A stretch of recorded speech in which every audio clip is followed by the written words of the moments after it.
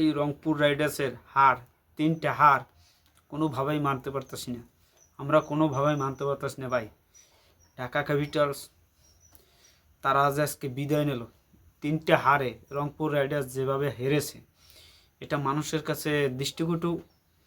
প্রথমেই বলবো দৃষ্টিকটু এই বিষয়টা। রংপুর রাইডার্স আজকে লাস্ট 4 বলে 4 ছক্কা খাইছে, এটা কোনো বিষয় না। 4 বলে 4 ছক্কা খাইছে, খাও। মানে খেলাধুলার আজকে তো দূরের কথা, এর আগের যে 2টা ম্যাচ হেরেছে বা আজকে হেরেছে, লাস্ট 3 ম্যাচে যে হারার কোয়ালিটি, তাদের যে খিদা, সেই খিদাটাই নাই। জেনুন কথা যে তারা জিতবে, তারা জেনুন কথা আজকে জেতার মতন ইচ্ছেই তারা করে নাই।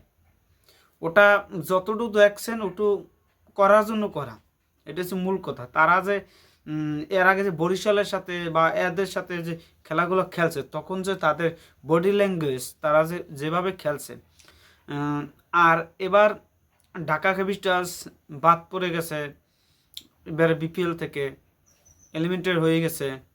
এটা কষ্টজনক। যারা সাকিবিয়ান্স আছে, সাকিব খানের ঢাকা, সাকিবিয়ানদের ঢাকা, আজকে সবচেয়ে খারাপ লাগতেছে। এনার্জি পেতেছি না এখন, অন্তত এনার্জি পেতেছি না যে যে রংপুর রাইডার্স যা করলো আমাদের সাথে এবং খুলনার সাথেও হতে পারে এরকম একই কাহিনী। যদি তারা ঠকে যায় তাহলে বোঝেন, এই যে রাজশাহীর মতন টিম দ্বিতীয় রাউন্ডে নিয়ে, এই যে কি যে বলবো, এই রাজশাহীর মালিকরে এমনি সে হোটেলে ভাত খায়, খেলার মাঝে যে হোটেলে ভাত খাইয়ে সেই অবস্থা, তার পরিস্থিতি, তার প্লেয়ারদের বাড়ি পাঠাই দেয় যে আপনারা চলে যান বাড়িতে, আমরা আসছি। যারা ঢাকায় থাকেন তারা চলে যান বাসায়, তাদের জন্য হোটেল নাই। এই যে অবস্থা, তাদেরকে সুযোগ করে দিচ্ছে রংপুর রাইডার্স। আর রংপুর রাইডার্স যে রাজশাহীর সাথে বিপক্ষে যে 2টা ম্যাচ হেরেছে, আপনারা বলেন তো, বুকে হাত দিয়ে বলেন তো, যে এটা ষড়যন্ত্র না তারা কি করছে? এটা কি, এটা আপনার মনে কি সাড়া দেয়? আপনার কি মনে দাগ কাটে না যে এইগুলো যে করতে আসেন? সাকিব খানের ঢাকা ক্যাপিটাল যদি বাদ পড়ে, তাহলে আমরা একটা নর্মাল টিম বাদ পড়ে যায়। এইটা আমরা বারবার বলি। আমাদের এই লাস্ট ভিডিও রংপুর নিয়ে, আমরা লাস্ট ভিডিও এই রংপুর নিয়ে আর কোনো কথা বলবো না। রংপুর আর ঢাকা জড়িয়ে কোনো আর কথা বলবো না, এই শেষ।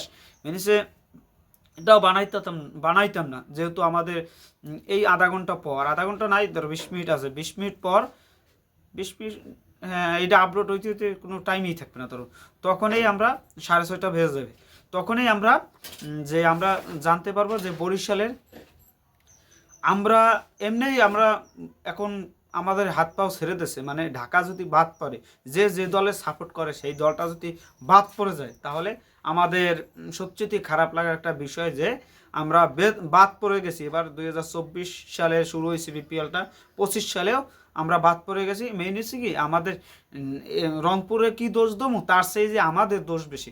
আমরা যদি ঠিক মতন প্লেয়ার আনতাম, বিদেশি প্লেয়ার, তাহলে আমরা জিততে পারতাম। রংপুরের প্লেয়ারের কোয়ালিটি দেখেন আর আমাদের প্লেয়ারদের কোয়ালিটি দেখেন, এই হয়েছে তফাৎ। ঢাকা ক্যাপিটালসের সব হয়েছে রোহিঙ্গার মতন প্লেয়ার, আর টোকাই মনে। এই যে রাজশাহী তো টাকা দিতে পারে না, আর ঢাকার এত লক্ষ লক্ষ কোটি কোটি টাকা স্পন্সর পেয়েছে, বা ঢাকার মালিক সাকিব খানের কোম্পানি হারলান, তারা যদি এইটা তারা যদি প্লেয়ার সংগ্রহ না করতে পারে, এইটা হচ্ছে আমাদের জন্য দুঃখের বিষয়। মাইশের নিয়ে সমালোচনা এই সমস্ত করে আর কি হবে? লাস্ট মোমেন্টে আজকে আমরা বাদ পড়েই গেছি। আমাদের সাকিব খানের টিম বাদ পড়া, সাকিবিয়ানদের টিম বাদ পড়া। আর লাস্ট হয়েছে যে আজকে বরিশালের বিপক্ষে যে ম্যাচটা হবে, এই ম্যাচটা অন্তত ভাইয়া জিতকো, না জিতলে কোনো এবার সমালোচনার শেষ নাই। যে এটা হচ্ছে হোস্ট আনার জন্য তারা তৎপর, কিন্তু ম্যাচ জেতার মধ্যে তাদের কোনো আগ্রহ কোনো কিছু নাই।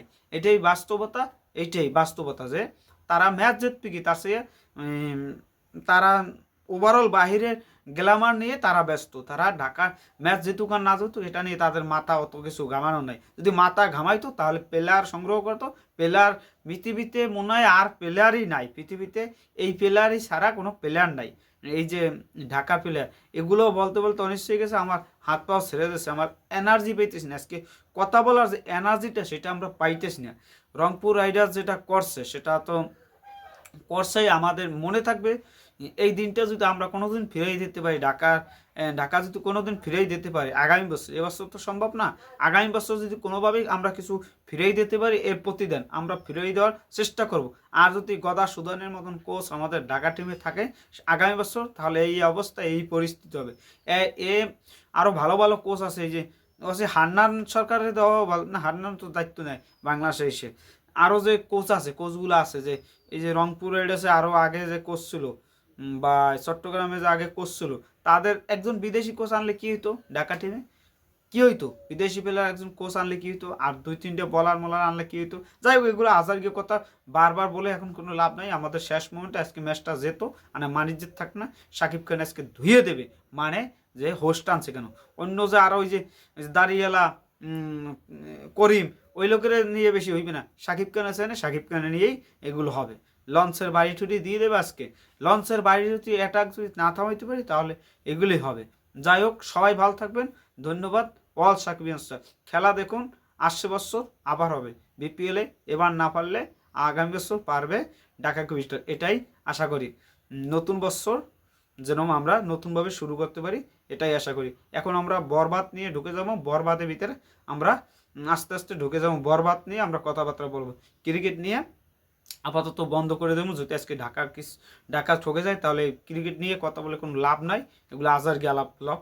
সবাই ভালো থাকবেন, গুড নাইট।